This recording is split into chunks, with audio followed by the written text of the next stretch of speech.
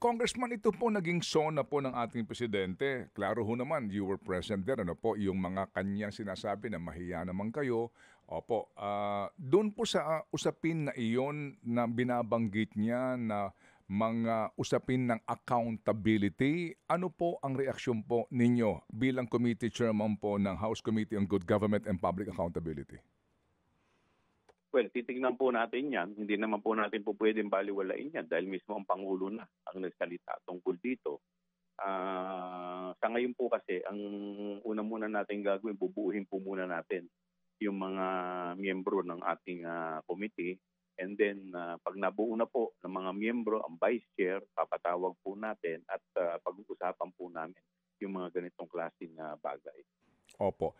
Congressman, kasi nga po ngayon sinasabi ng iba no, na eto, ang Kamara kapag pinag-uusapan ng accountability, napakasipag nila sa accountability ni VP Sara.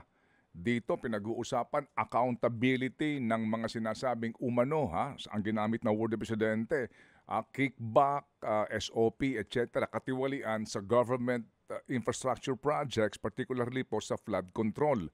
Doon po sa accountability issue na ito, palagay po ninyo, sino ho ang may karapatan na mag-imbestiga nito sa Kongreso? Well, sa akin pong pananaw, kung unang-una, gusto ko munang malaman yung mga may ano na talaga, may mga masasabi nating konkretong ebidensya na agad nang sa ganun ay hindi tayo yung parang nagwi-witch hunt. Yan, titignan na po natin agad yan. Pero sa akin pong paniniwala, ang aming pong committee ay may karapatan naman para ito isiyasatin. Opo. So, kung ang inyo pong komite, no, yung Committee on Good Government and Public Accountability po ang mag-iimbestiga dito, kaninyo bubuin lamang ang buong membership po ng komite sa usapin po ng pagsiguro na magiging accountable dito ang mga posible no, na masangkot ay miyembro mismo ng Kongreso. Paano po ang magiging action po ninyo dyan? Kasi it's, kumbaga, one of your own, or some of your own, ang magiging subject ng investigation. Kung may matatamaan po ng mga kamiyembro natin, wala po tayong magagawa.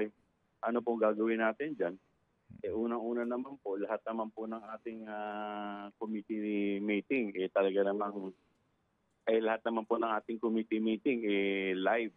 At ito yung pinakikita po natin sa taong bayan. So, siyempre, kung sino po ang tatamaan, wala po tayong magagawa.